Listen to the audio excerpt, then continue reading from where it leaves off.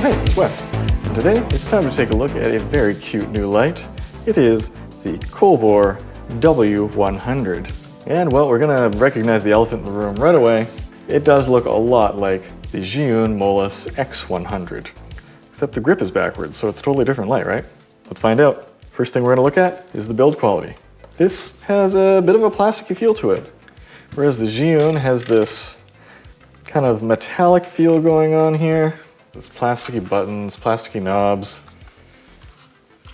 There is a leathery grip on the front, but it doesn't feel fantastic. You have a proprietary mount on the front here, which fortunately or unfortunately, depending on your opinion on things, it is entirely different from the mount on the Zhiyun.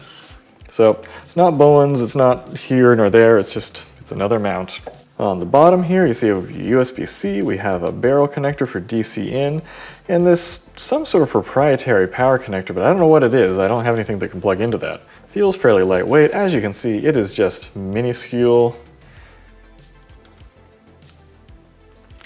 Pretty similar in size, but where the Zhiyun is made to be held onto with a grip over here. Let's snap that on. There we go. And a left hand with the right hand on here.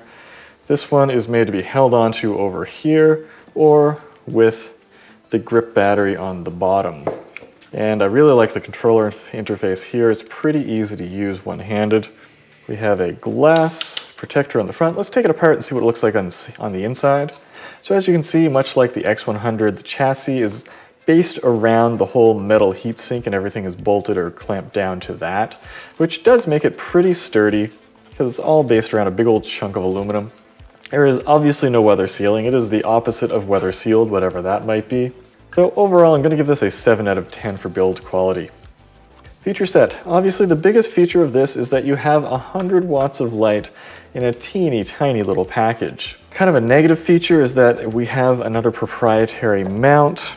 You can get a softbox and other reflectors for it. The problem is, this mount can be a little bit finicky, especially with this softbox, because on the back here, the edges of this are just too sharp. They need to be rounded down and smoothed out to fit in more easily. Very tiny softbox though. I would mostly use this just with the standard reflector, just to cast some straight light. You may think that I'm talking foolish. You've heard that I'm wild and I'm free. How I can promise you now, this love that I feel for you always will be. You're not just time that I'm killing. I'm no longer one of those girls.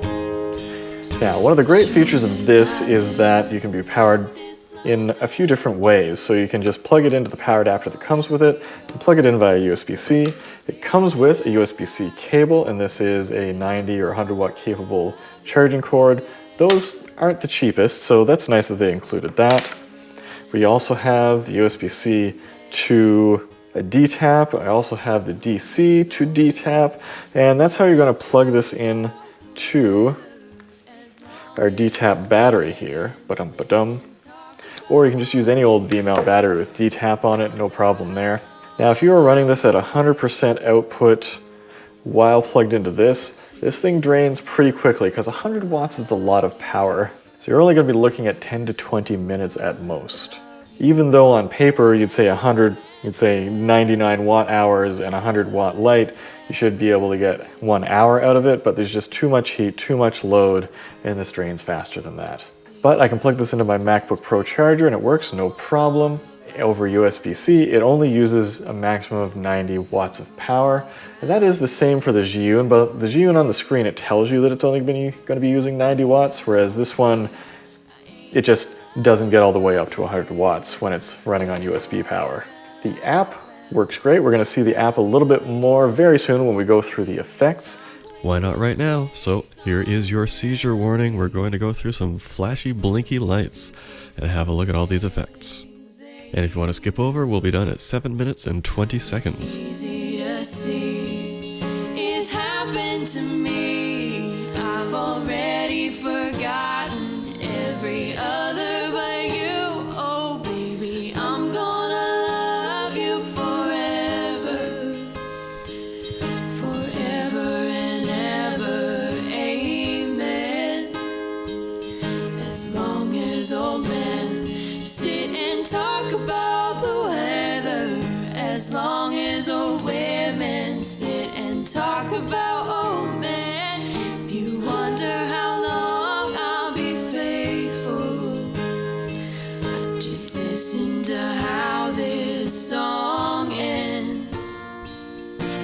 I'm gonna love you forever. Oddly enough, the TV effect does not seem to do anything at all, so hopefully that they can fix that with a firmware update. Personally, I have never practically used that effect. But there are effects that I have practically used that are missing from here, such as the candle. I really like that one.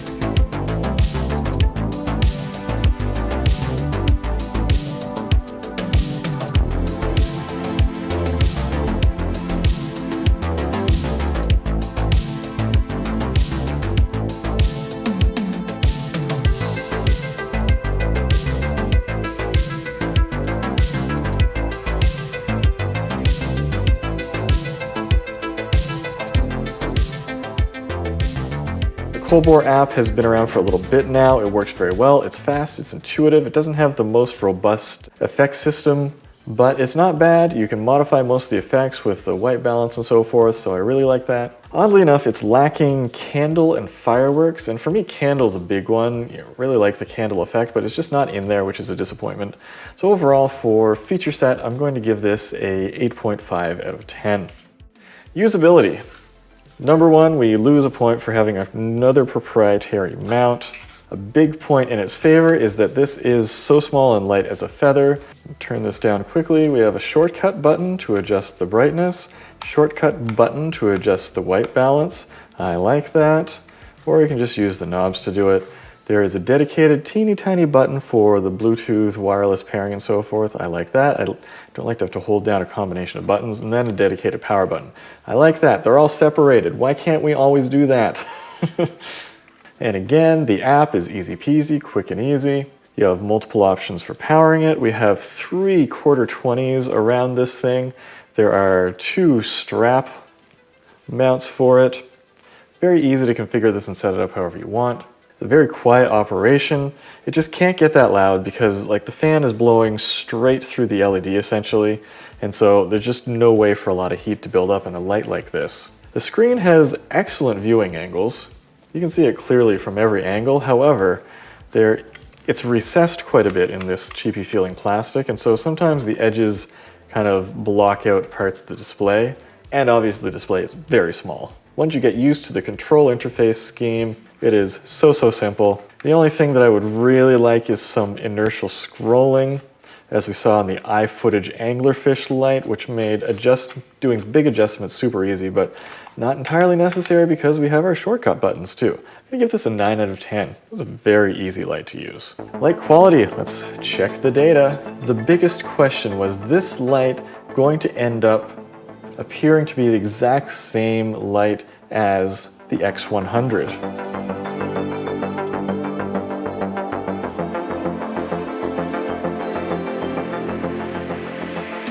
Well, you can see pretty quickly that the COB LED on the X100 is it's just not the same as the one on the W100. They have a different pattern, a different size, they're just not the same. However, their light did end up being pretty similar. So for the W100, we scored quite high, with a CRI of 97.9, and the X100 further on down the list, 97.6. If we scroll over to R9, we have a 98, X100, 97. Very similar.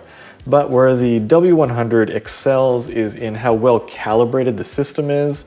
The Kelvin shift is smaller, the CCT accuracy is higher, so they have this more figured out than Zhiyun did with their X100.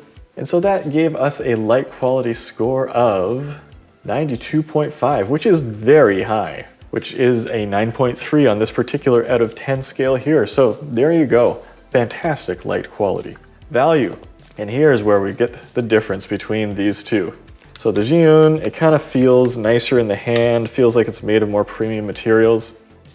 But the Zhiyun is $250, whereas the Colbor is $170. That is a huge price difference for something in this category.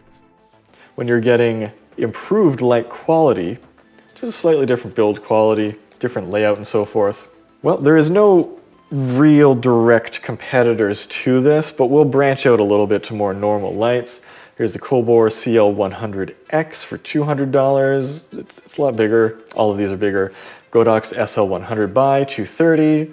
Small Rig 120B $260, and Lightmon's LA 150 by $260. So for 100 watts of power, these things are amazing. You just don't get a Bowens mount, but this is a fantastic deal. It's an obvious 10 out of 10 for value. And that gives us a total score of 87.6. Impressive. And that brings it to the number 4 place in the overall rating scale of every light I've tested. So while this does lose out on build quality, they were saving money for you in the long run. And you can also get this V-mount handle if you want. Got a 1/4-20 on the bottom of it, and then a male 1/4-20 on the top.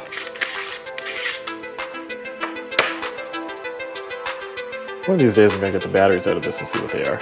If you have any questions about the Colbor W100, let me know down in the comments below and I'll get back to you. If you want to pick one up, there's going to be links down in the description below where you can get this teeny tiny little light for yourself. But until next time, go take some photos.